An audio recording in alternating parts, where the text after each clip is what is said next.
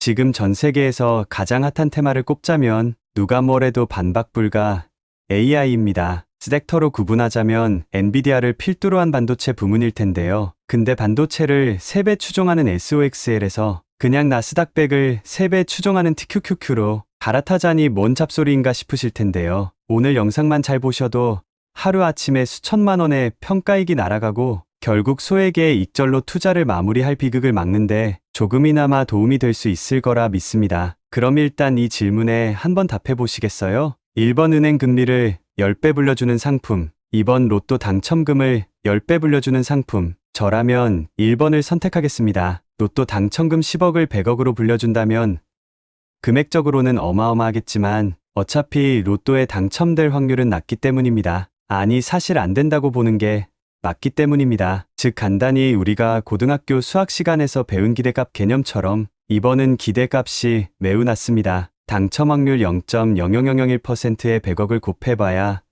1000원이 조금 넘는 수준일 뿐입니다. 1번은 은행이 망하지 않는 한 은행금리의 10배를 받을 수 있기 때문에 확률적으로 기대값이 비교할 수 없이 더 큽니다. 뜬금없이 기대값 얘기를 하냐면 SOXL은 주가지수에 있어 특정 섹터 하나로 좁힌 겁니다. 나스닥 100에는 반도체뿐만 아니라 애플, 구글, 마이크로소프트, 메타, 아마존, 테슬라, 스타벅스, 펩시 등 다양한 섹터들이 총망라되어 있습니다. 레버리지 상품 메리트에 있어 핵심은 기초자산이 최대한 덜 위험한 상품을 뻥튀기 하는 데 있다고 누차 강조해 드린 바 있습니다. 즉 기초자산 자체를 내가 위험한 상품을 픽할수록 레버리지 상품의 이점은 점점 퇴색되며 오히려 단점이 장점을 압도하게 됩니다. 우리가 원유나 금을 생각해보면 쉽게 알 수 있습니다. 어차피 기초자산의 리스크가 크면 이걸 부풀려 줘봤자 베팅을 뻥튀기로 하는 것일 뿐 나의 기대값을 부풀려 주는 것과는 거리가 멉니다.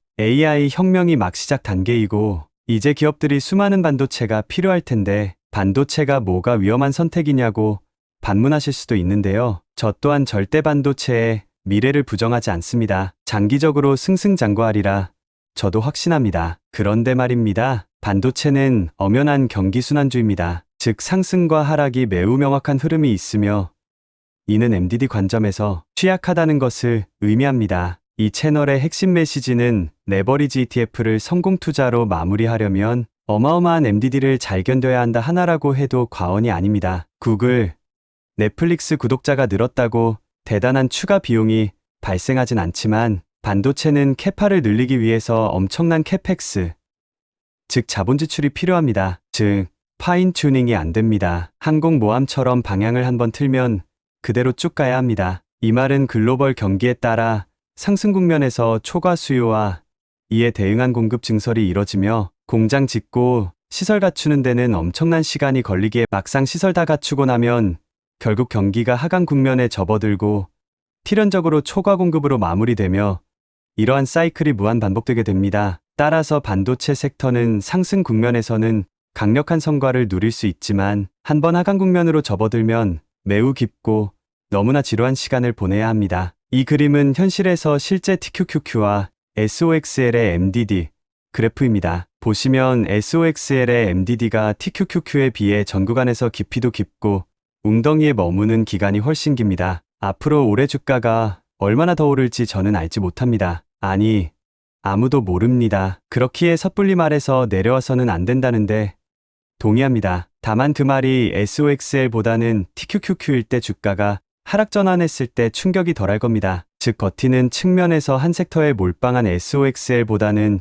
TQQQ가 조금이나마 덜 고통스러울 것입니다. 어차피 우상향을 믿는다면 최대한 오래 버티는 자가 승자이며 오래 버티려면 웅덩이 깊이와 머무는 기간이 조금이라도 더 낮고 짧은 걸 선택해야 손절의 유혹에서 더 큰 저항력을 가질 수 있습니다. 나는 엔비디아와 반도체 힘을 믿는다는 생각에 SOXL 투자했다고 하셔도 엔비디아, 브로드컴, AMD, 퀄컴, 마이크론 모두 어차피 다 나스닥 100에도 포함되어 있으며 나스닥 100에서도 즉 TQQQ에서도 성과를 고스란히 다 누릴 수 있습니다. TQQQ랑 SOXL이 워낙 상관관계가 높아서 어차피 올라갈 때 다 같이 올라가고 떨어질 때 다 떨어질 텐데 도찐개찐 아니야 반문하실 수 있지만 뭐 큰 틀에서 맞는 말이지만 그래도 TQQQ가 더 낫습니다. 올해만 보셔도 엔비디아의 상승 흐름 애플의 상승 흐름, 테슬라의 상승 흐름 모두 조금씩 시기와 결이 다릅니다. 게다가 나스닥 100은 알아서 주기적으로 시원찮은 종목은 빼고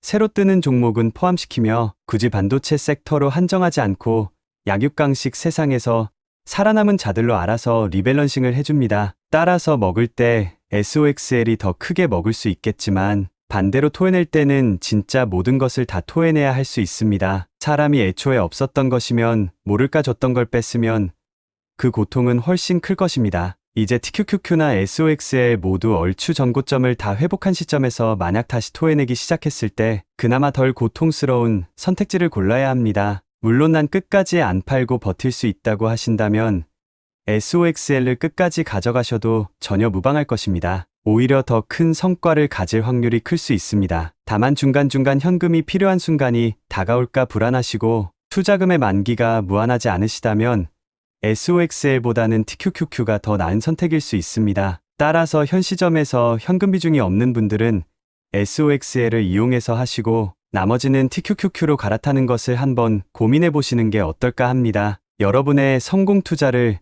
진심으로 기원합니다. 오늘 영상이 유익했다면 구독과 좋아요는 큰 힘이 됩니다.